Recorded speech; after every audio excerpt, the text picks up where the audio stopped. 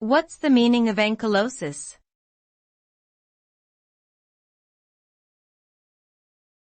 Ankylosis.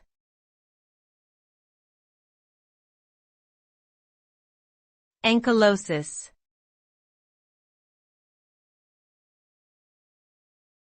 Ankylosis.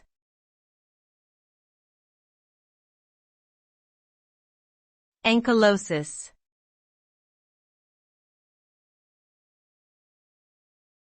Ankylosis.